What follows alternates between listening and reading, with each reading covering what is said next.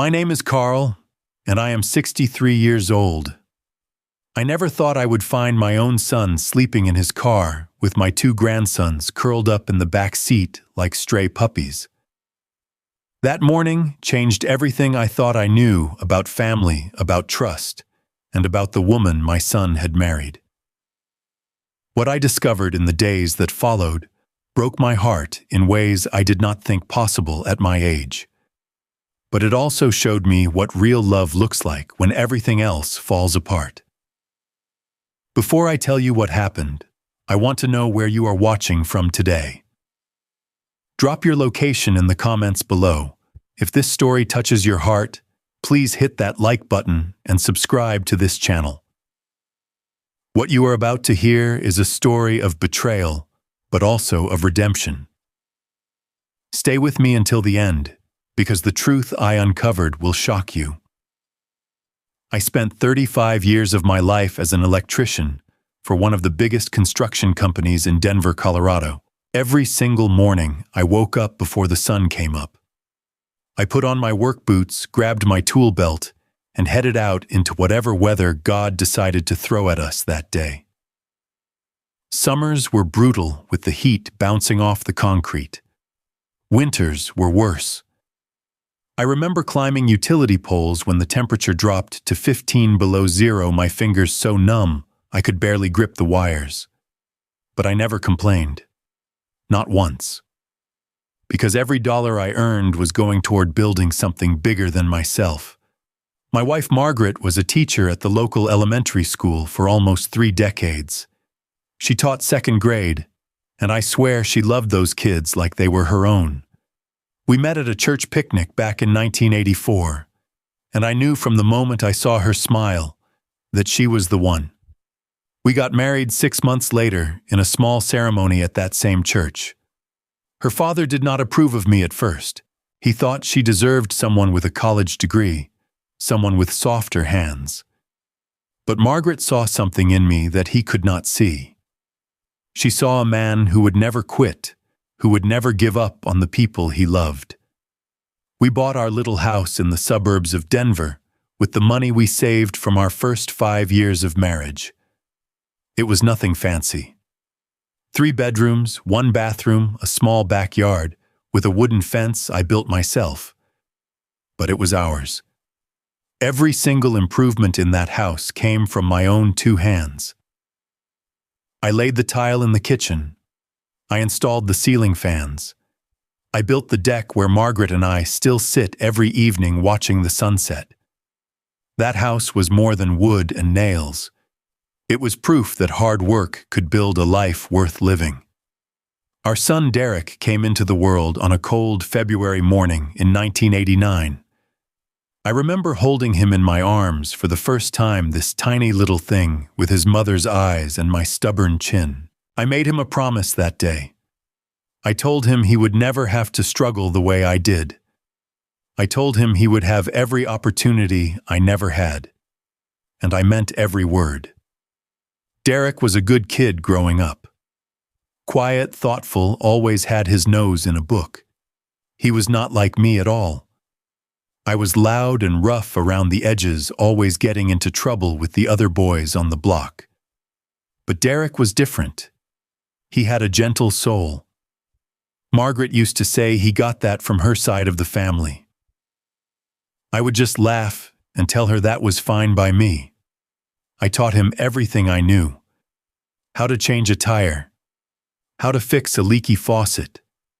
How to throw a football. We spent our weekends together, just the 2 of us, fishing at the lake about 20 miles outside of town, watching the Broncos play on Sunday afternoons, building model airplanes in the garage. Those were the happiest years of my life. I did not have much, but I had my family, and that was enough. When Derek turned 18, I sat him down and told him about college.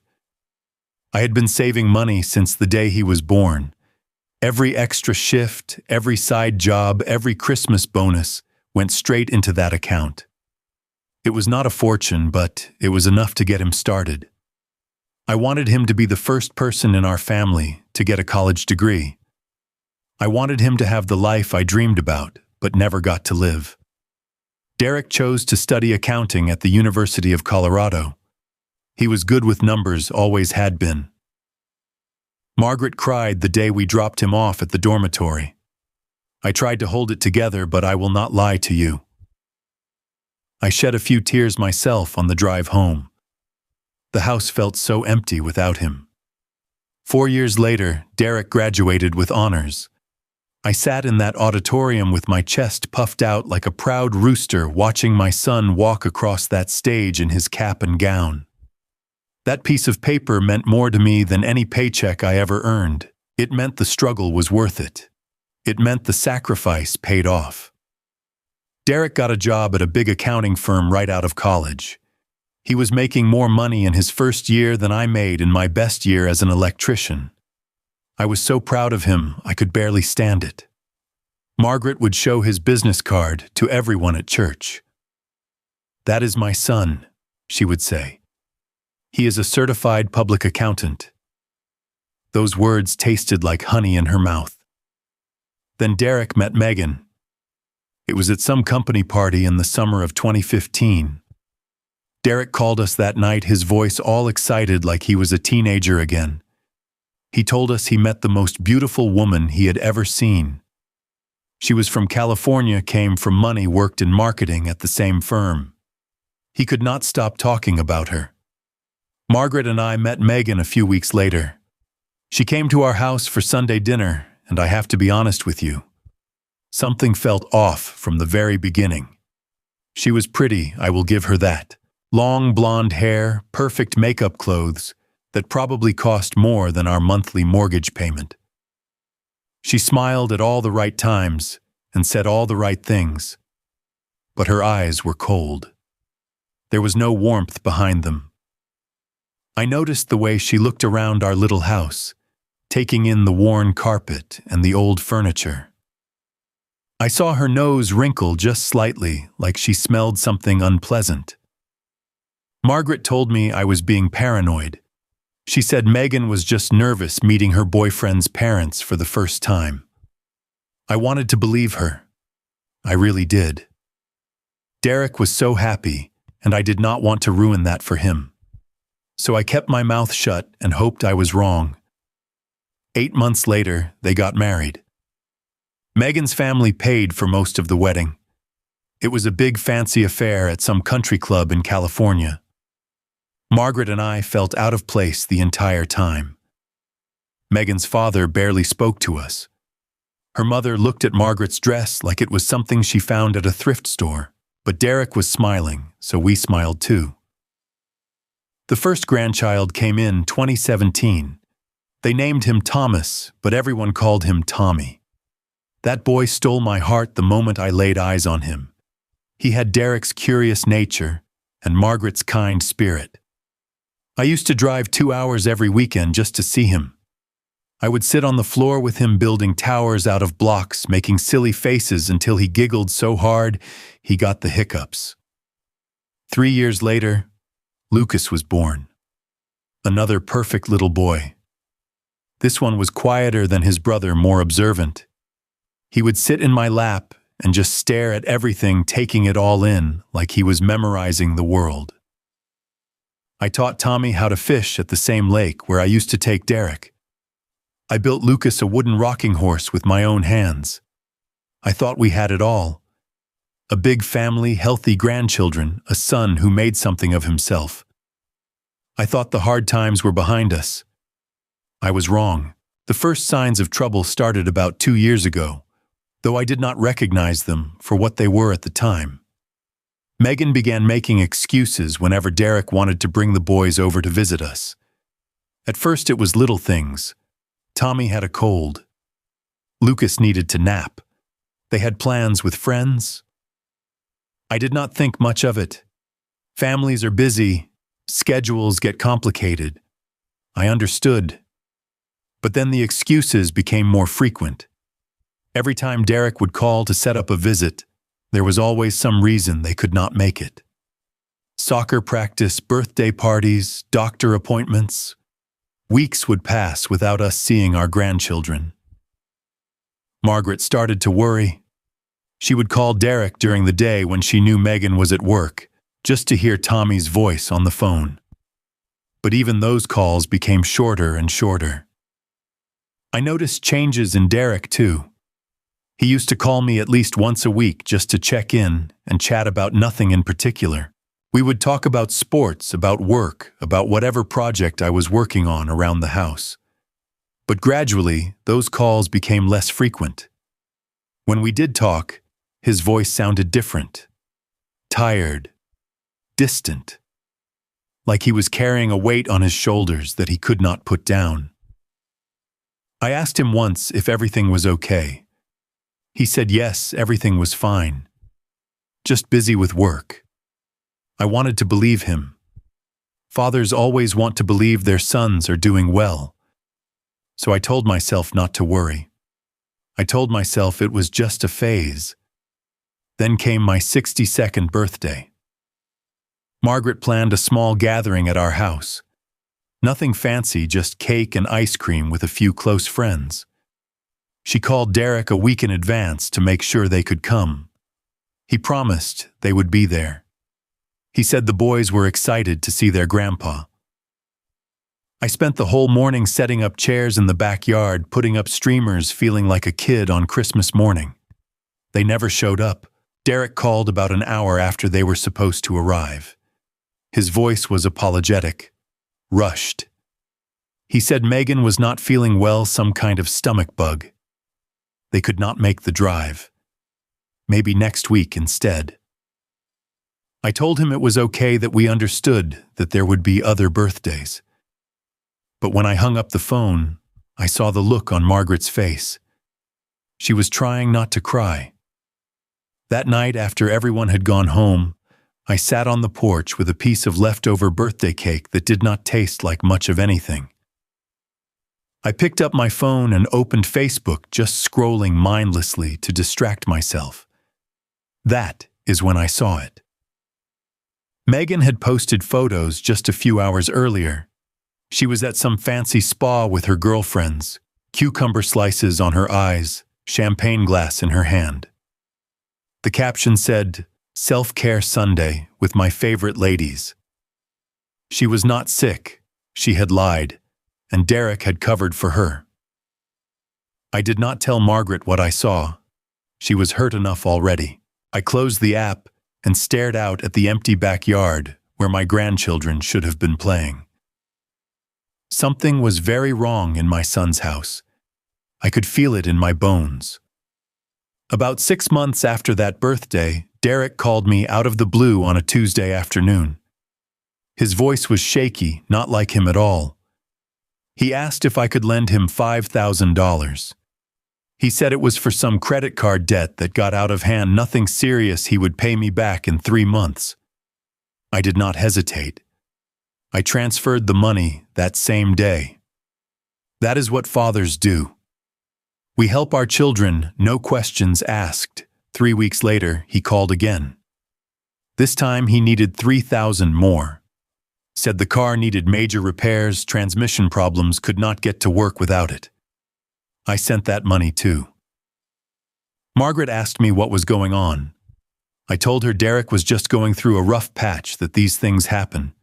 But I was starting to get worried. $8,000 was a lot of money for us. It was almost half of what we had saved for emergencies. The call that really shook me came about 2 months before that morning at the parking lot. It was late, almost 10 at night. I was about to go to bed when my phone rang. The screen showed Derek's number, but when I answered, it was not Derek on the line. It was Tommy. His voice was barely a whisper. "Grandpa Carl, are you there?" I sat up straight, my heart suddenly pounding. "Tommy, what is wrong, buddy? Why are you calling so late?" "I am using Daddy's phone," he said. "Grandpa, Daddy is really sad. He cries when he thinks we are sleeping, and Mommy yells at him a lot. She says mean things." I did not know what to say. My 7-year-old grandson was telling me things no child should have to witness. I asked him what kind of things Mommy said, but I heard a noise in the background. Tommy gasped. "I have to go, Grandpa. Do not tell Daddy I called." And just like that, he hung up. I called Derek back immediately. He answered on the fourth ring, sounding groggy. I asked him why Tommy had called me, what was going on in that house. Derek laughed it off, said Tommy must have been playing with his phone, that kids do silly things sometimes. He promised everything was fine. He told me not to worry. But I heard something in his voice. Something he was trying hard to hide. It was the same tone I used when I told Margaret I was not worried about the money I had lent him. It was the sound of a man lying to protect the people he loved from the truth. Now we come back to that morning. The morning that changed everything. I had gone fishing at the lake before sunrise, something I did most Saturdays when the weather was nice. There is something peaceful about being on the water when the world is still waking up. The sky was just starting to turn pink when I packed up my gear and headed home. I took my usual route through town, past the shopping centers and fast food restaurants that had not opened yet. That is when I saw the car. It was parked in the corner of the lot near the Walmart, a dark blue Honda Accord that looked exactly like the one Derek drove. I almost kept going, but something made me slow down. A feeling in my gut. I pulled into the lot and drove closer. It was Derek's car. I recognized the dent in the back bumper from when he backed into a shopping cart a few years ago. The windows were fogged up, which meant someone was inside. I parked next to the car and got out. My hands were trembling as I walked around to the driver's side. I cupped my hands against the window and looked inside. What I saw broke my heart into 1,000 pieces. Derek was slumped over in the driver's seat, his head resting against the window. He looked terrible. Beard growing and patchy and uneven. Dark circles under his eyes. His shirt was wrinkled like he had been sleeping in it for days. In the back seat, my 2 grandsons were huddled together under a thin blanket. Tommy was curled up in a ball, his thumb in his mouth, something he had not done since he was 3. Lucas was pressed against his brother's back, clutching a stuffed dinosaur I had given him last Christmas. I knocked on the window. Derek jerked awake, his eyes wide with panic. When he saw it was me, the panic turned into something else. Shame. Pure, devastating shame.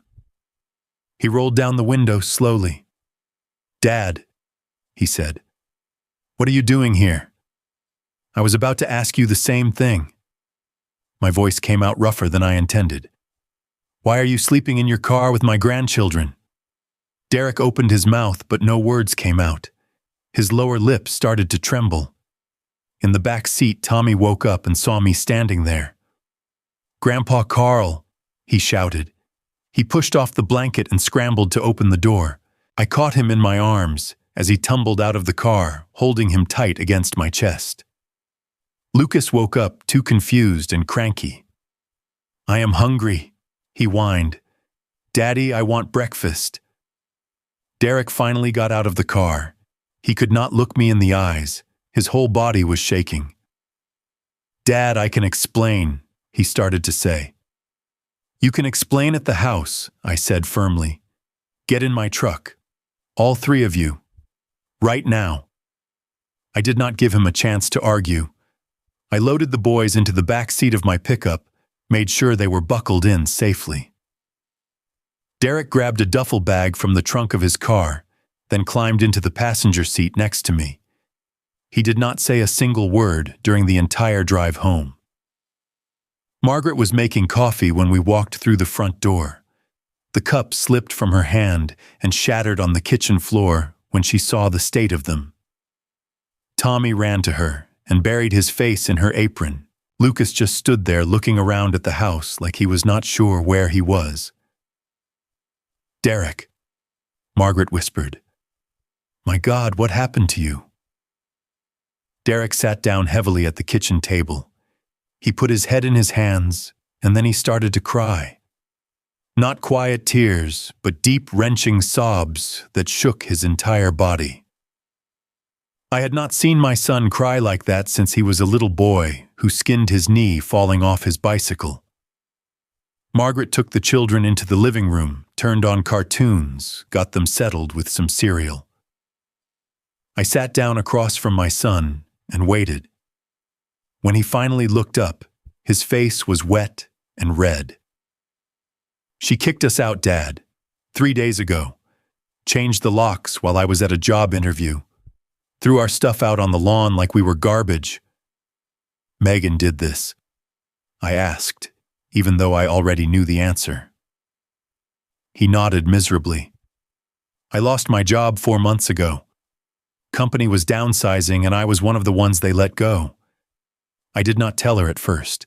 I thought I could find something else before she found out. But the job market is tough right now, and nothing was coming through. She found out last week, saw the severance letter I had been hiding. And she threw you out for that. She said I was a failure. Said she did not sign up to be married to a loser. She told me if I could not provide for her, then I was worthless to her." He laughed bitterly. "Those were her exact words, Dad. Worthless." I felt a rage building inside me that I had not felt in decades. This woman had taken my son's love, his trust, his money, and now she had taken his home and his dignity. But I forced myself to stay calm. Anger would not help him right now. "What about the boys?" I asked. "Why would she throw them out too?" Derek wiped his eyes with the back of his hand. "Because she knows I would never leave them. She said if I wanted custody, I could have them. But she is going to file for divorce and demand child support, even though she has no intention of being a mother to them. She just wants to bleed me dry." I reached across the table and put my hand on his shoulder.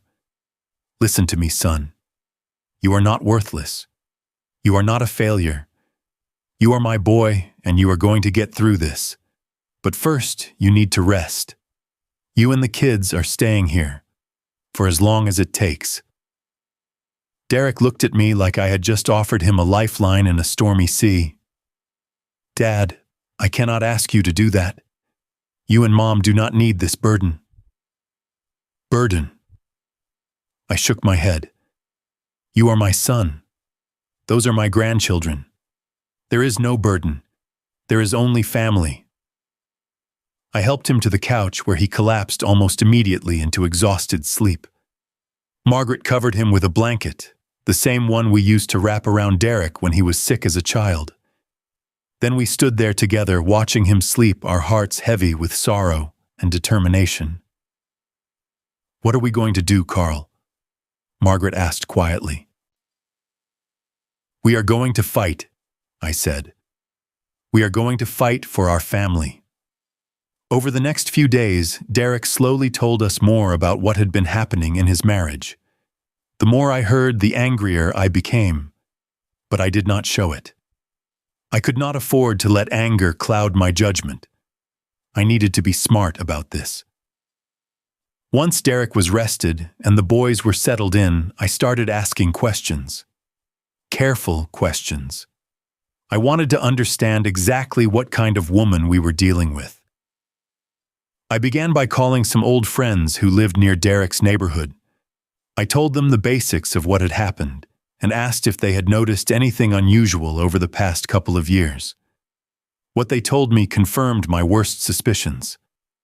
My friend Walter, who had lived 3 houses down from Derek for over a decade, did not hold back. He said Megan had been seeing another man for at least 2 years. A tall fellow in an expensive car who would show up during the day when Derek was at work. Walter had seen them kissing in the driveway one afternoon, brazen as could be, like they did not care who was watching. Another neighbor, a retired school teacher named Dorothy, said Megan had been spending money like water. New clothes every week, hair salon visits, spa trips.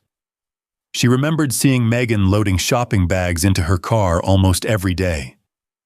Meanwhile, Derek had been wearing the same old jacket for 3 winters straight. The pieces were coming together, but I needed more.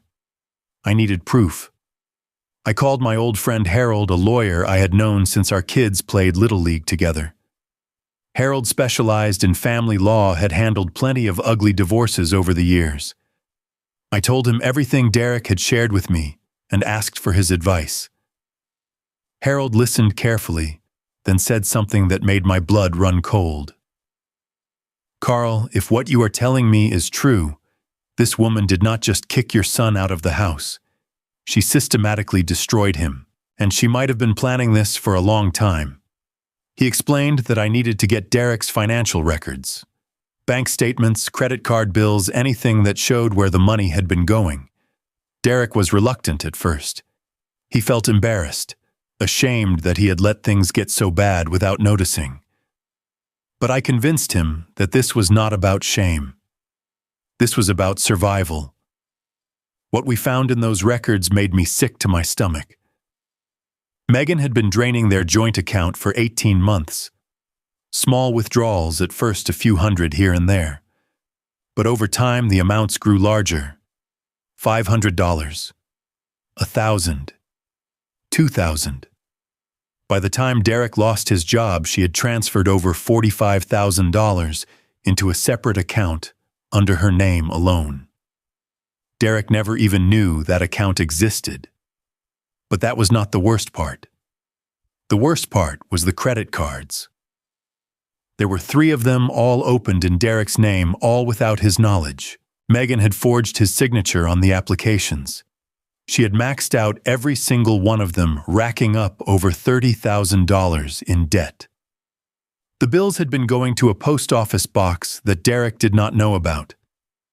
When the collection calls started coming, Megan told Derek they were scammers and that he should just ignore them. "She set me up," Derek said, his voice hollow. "She was planning this from the beginning. She wanted me to fail so she could leave me with nothing." I thought about the $8,000 I had given him.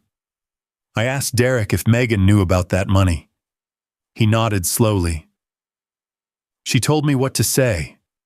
She said we needed it to pay off some bills, but I never saw any of those bills get paid. The money just disappeared." I felt a cold fury settling in my chest. This woman had not only betrayed my son, she had stolen from me. She had looked me in the eye, at her wedding called me Dad, accepted me into her family, all while planning to destroy everything we had worked for. But there was still one more betrayal to uncover. Harold suggested we find out who the other man was. If Megan had been having an affair, that information could be crucial in the divorce proceedings.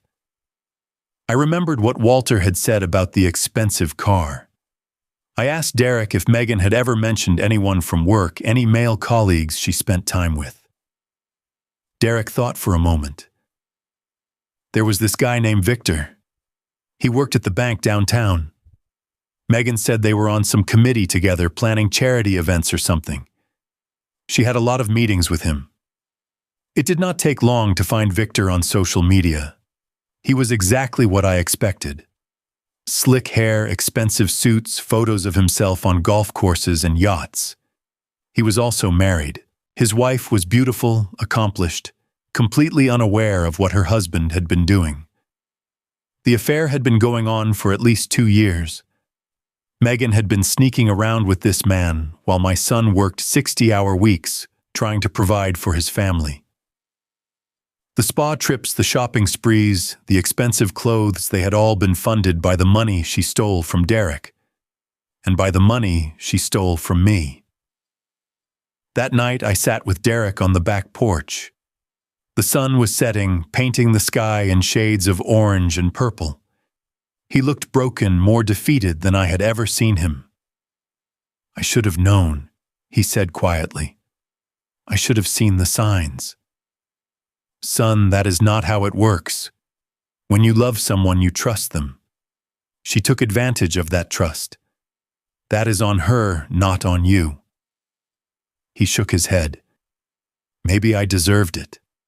Maybe I really am a failure like she said." I grabbed his arm harder than I meant to. "Look at me, Derek. Look at me." He turned to face me, his eyes wet with tears. "Your grandfather, my father, came to this country with nothing but the clothes on his back. He lost everything in the Depression. His business, his savings, his pride. But you know what he did? He got up the next morning and started over. He found work wherever he could. He built a new life brick by brick. And he never, ever gave up." I let go of his arm and pointed to the house behind us. This house, this family, everything we have, it did not come from giving up. It came from getting back up every time life knocked us down. A real man is not someone who never falls. A real man is someone who always gets back up. And you, son, you are going to get back up. Derek was silent for a long moment. Then slowly, he nodded. "Okay, Dad. Okay. Tell me what to do." The next morning, I called Harold and told him we wanted to move forward with the divorce. Not just a divorce, but a full legal battle. We were going to expose Megan for what she really was, and make sure Derek got everything he deserved. Harold agreed to take the case. When I offered to pay his fee, he refused to tell me the full amount. "Consider it a family discount," he said. "What this woman did is despicable. I want to see her answer for it." The first step was gathering all the evidence we had collected. The bank statements showing the unauthorized transfers, the credit card applications with the forged signatures, the text messages and emails between Megan and Victor that Derek had found in their shared computer account, the testimonies from neighbors who had witnessed the affair. Harold put it all together into a case file that was over 2 inches thick. "This is more than enough," he said with grim satisfaction. "She does not stand a chance." We filed for divorce on Derek's behalf, citing adultery, financial fraud, and abandonment. Harold also filed a motion for emergency custody of the children, arguing that Megan had demonstrated she was unfit to be a parent by throwing her own sons out of the house. Megan's reaction was exactly what we expected. She called Derek screaming obscenities so loud I could hear them from across the room. She threatened to call the police and report him for kidnapping. She said she was going to ruin him, destroy him, make sure he never saw his children again. Derek stayed calm. He had Harold's number on speed dial, and he used it. Harold sent Megan a formal letter that same day. It outlined every piece of evidence we had against her, including photographs of her with Victor receipts from hotel rooms they had shared, and a timeline of her financial theft. The letter made it clear that if she proceeded with any false accusations, all of this information would be presented in court and made part of the public record. The phone calls stopped after that, but Megan was not ready to give up completely. She tried a different tactic. She reached out to Victor, probably hoping he would help her fight back. What she did not know was that Victor's wife had already found out about the affair. One of our neighbors, feeling righteously angry on Derek's behalf, had sent her an anonymous letter with copies of some of the photographs. Victor's wife confronted him that same week. From what we heard later, it was ugly. She threatened to divorce him and take half of everything, including his precious reputation. Victor did what men like him always do when faced with consequences. He ran. He blocked Megan's number, deleted all their correspondence, and pretended she had never existed. Megan called Derek again, but this time her voice was different. Desperate. "Please," she said. "We can work this out. I made mistakes, but we are still a family." Derek looked at me across the kitchen table. I could see the temptation in his eyes. Part of him still wanted to believe in her, still wanted to fix what was broken. I shook my head slowly. Derek took a deep breath. "No, Megan. We are not a family. You made sure of that." He hung up the phone. and for the first time in months, he actually smiled. The day of the court hearing arrived in early spring. Derek wore a suit I had bought for him, the first new clothes he had owned in over a year. He looked nervous, but determined. Margaret stayed home with the boys, keeping them distracted with puzzles and games while their father fought for their future. The courtroom was smaller than I expected. Just a plain room with wooden benches and a judge's platform at the front. Megan was already there with her lawyer, a young guy who looked like he was fresh out of law school. She wore a black dress and an expression of wounded innocence that made my stomach turn. Harold presented our case methodically, laying out every piece of evidence like a master craftsman assembling a puzzle. The bank records, the credit card fraud, the testimony from neighbors, the photographs. By the time he was finished, even the judge looked disgusted. Megan's lawyer tried to fight back, but he had nothing to work with.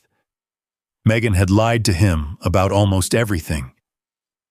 When Harold presented the forged credit card applications, the young lawyer actually looked at his client in disbelief. He asked for a recess to confer with her. They came back 20 minutes later. Megan's face was pale, her composure cracked. Her lawyer announced that they were willing to negotiate a settlement. The terms were everything we had hoped for. Megan would repay all the money she had stolen, including the $45,000 from the joint account and the $8,000 she had taken from me through Derek. She would assume full responsibility for the fraudulent credit card debt. Derek would receive full custody of the children, with Megan allowed only supervised visitation twice a month.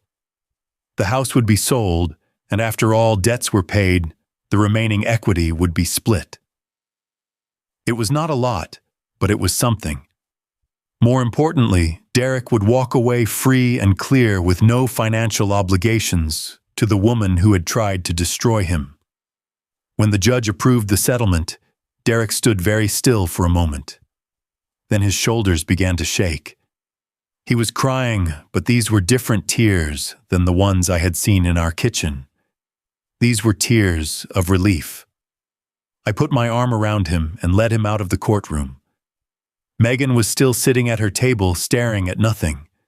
Her lawyer was packing up his briefcase without looking at her.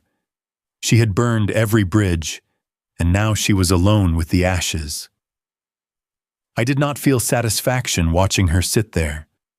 I thought I would. I thought seeing her defeated would feel like justice, but instead, I just felt sad. Sad for the years Derek had lost. Sad for my grandsons who would grow up with a mother who had chosen money and pleasure over them. Sad for the woman Megan could have been if she had made different choices. We walked out of the courthouse into the spring sunshine.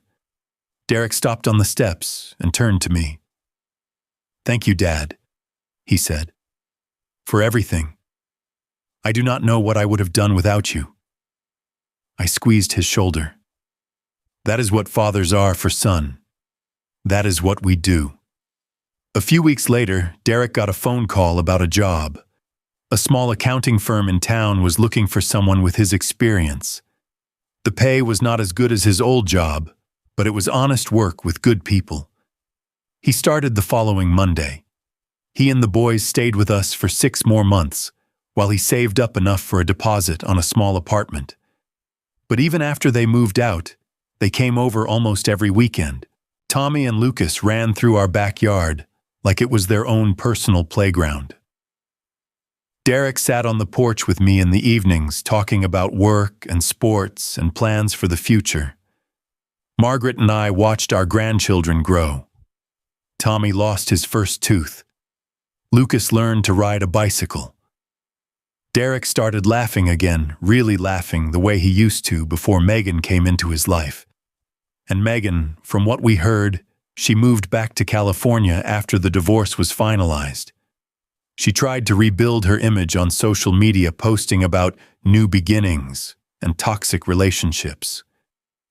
But people have long memories. Nobody believed her story. Victor never contacted her again. Her own family kept their distance, embarrassed by the scandal. I did not wish her ill. I did not wish her anything at all.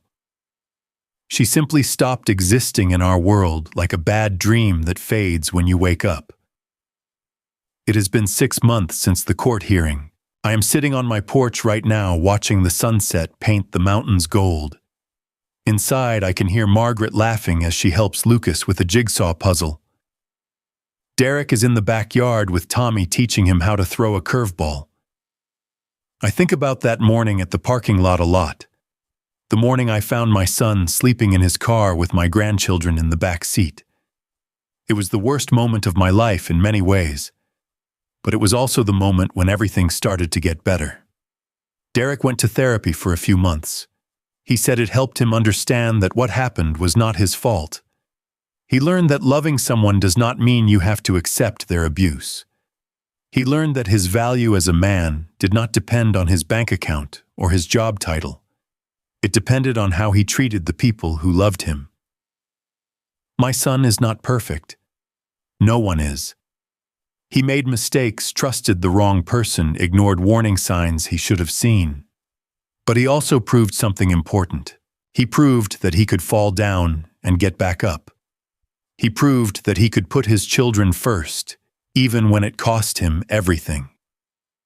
He proved that he was exactly the kind of man I always hoped he would be. I learned something too. I learned that my job as a father did not end when Derek turned 18.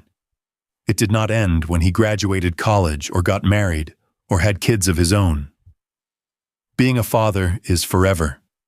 It means being there when your child needs you, no matter how old they are or how far they have fallen. Sometimes the worst things in life lead to the best things. If Megan had not betrayed Derek, he might still be trapped in that toxic marriage, slowly suffocating under the weight of her cruelty. Instead, he found freedom. He found peace. He found his way back to the family who truly loved him.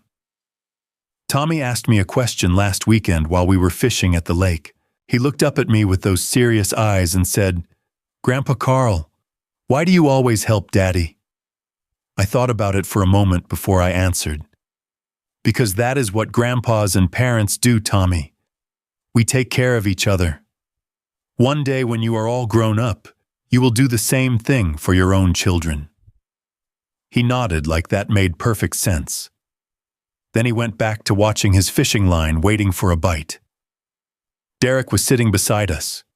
He did not say anything. He just looked at me and smiled. That smile said everything that words could not. We are going to be okay. All of us.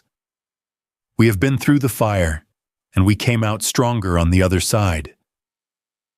If you are watching this and going through something similar, I want you to know that darkness does not last forever. The sun always rises again. And sometimes the people who save us are the very ones we thought we needed to protect. Now I have a question for you. Have you ever had to stand up for someone you love even when it was hard? I would love to hear your story in the comments below. We are all in this together. If this story touched your heart, please hit that like button and let me know. Subscribe to this channel so you never miss another story. And if you know someone who needs to hear this message today, share this video with them. You never know whose life you might change. Thank you for spending this time with me. From my family to yours, I wish you peace, strength, and the courage to keep getting back up no matter how many times life knocks you down. Take care of each other.